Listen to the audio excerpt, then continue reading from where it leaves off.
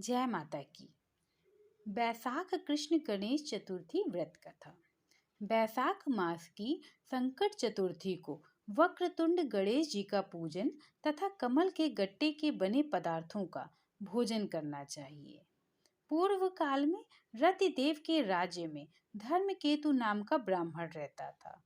उसकी सुशीला और चंचलता नाम की पत्नियां थीं। सुशीला धर्मपरायण थी तथा व्रत उद्यापन किया करती थी। चंचलता कोई व्रत ना करती थी और श्रृंगार आदि करके शरीर को सुंदर रखती थी। सुशीला के सुंदर कन्या और चंचलता के पुत्र पैदा हुआ।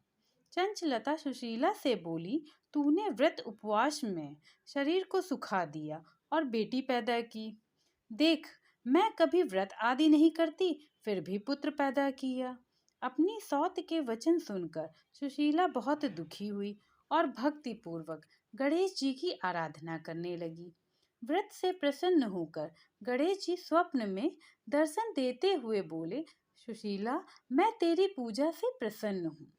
तेरी कन्या के मुख से सदा मोती मूंगे गिरा करेंगे तथा सुंदर विद्वान पुत्र तुझे प्राप्त होगा। कन्या के मुख से मूंगे मोती निकलने लगे, तभी पुत्र भी प्राप्त हो गया। धर्मकेतु स्वर्ग को प्राप्त हुए। चंचलता सब धन लेकर अलग हो गई। सुशीला अपने पुत्र और कन्या का पालन करने लगी और धनवान हो गई।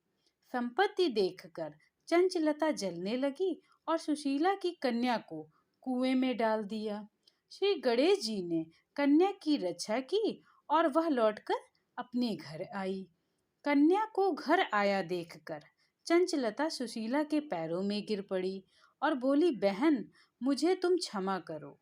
तुम दयालु हो, तुमने दोनों कुलों को तार दिया। जिसकी गणेश जी रक्षा करते हैं, मनुष्य उसका कुछ नहीं बिगाड़ सकता। इसलिए श्री गणेश जी का पूजन तथा व्रत हमेशा करना चाहिए। जय माता।